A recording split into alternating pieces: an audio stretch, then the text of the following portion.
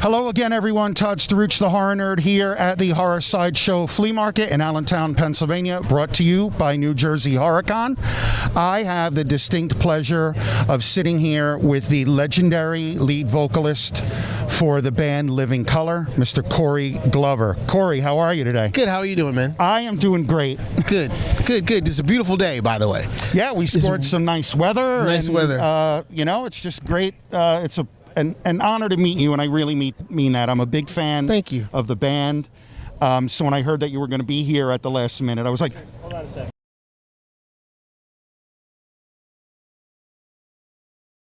So, Corey, question. Is it true that you were recruited into In Living Colour because Vernon Reid saw you sing Happy Birthday at a birthday party? Yes. Is that a true story? It's a true story. That is very cool. That's a very true story. I was at, I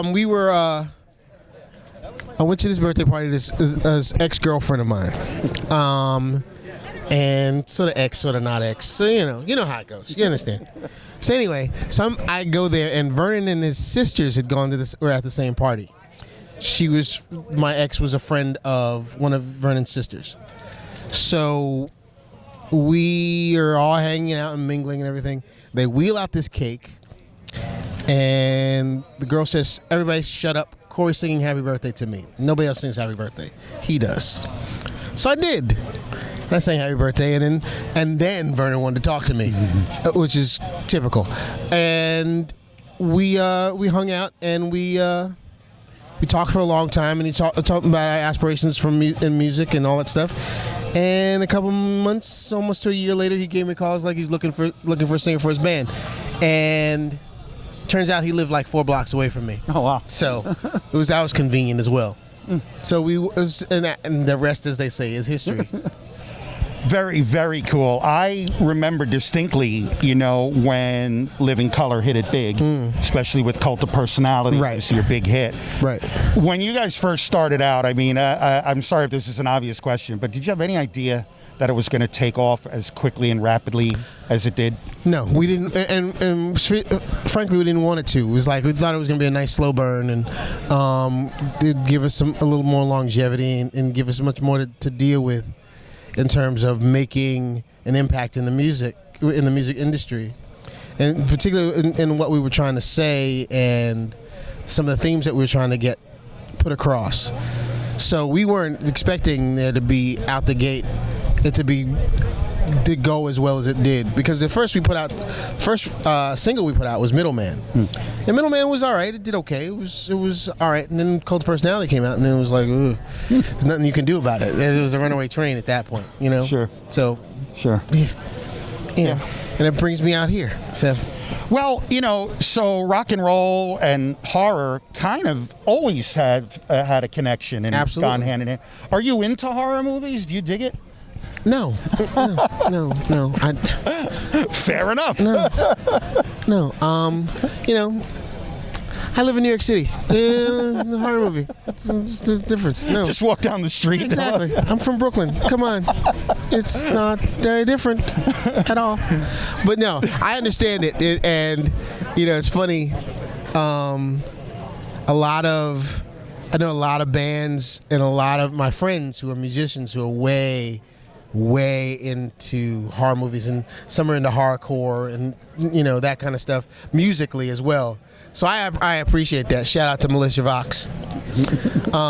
So we I understand the genre, and I understand how it works, and I love the fact that there are people out here that really do appreciate it. And appreciate it for the art that it is as well, which is as important as if anything else, Well, as a horror fan, I appreciate you saying that, because a lot of people, even now, after all these years, still say to me, "Oh, you like those kind of movies?" Yeah. Like, yeah. Right. Yeah, I get it. So you are also the lead singer in the band Galactic. Yeah, I was. Okay.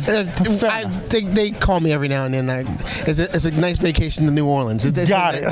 Okay. I need to hang out in and get some beignets. I'm great. It's great. Oh, we were talking about that in the car. I love New Orleans. Yeah. It's like adult Disneyland. It is. You know? It is. It's Olympic style drinking. Yeah. Yes. Yeah. So exactly. So one last question. I know that of late, Living Color has been performing and recording. And I understand you are working on some new music. We are. When can we expect to see something come out of that? We're working on this concept, actually, of recording and filming it so that you can watch the process. Oh, that's very cool. So, so that you can be in the know on just how this all is being done and how the sausage is made. You might not like watching how the sausage is made because it's like if you want to see old men bicker with each other.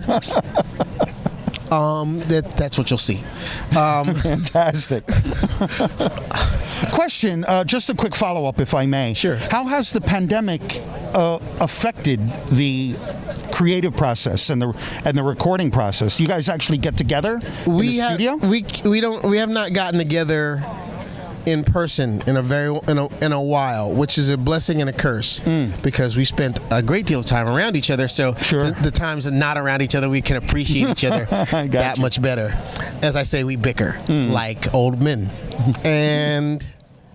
but we've been working on stuff individually and then bringing it to each other and showing it to each other so that we can build.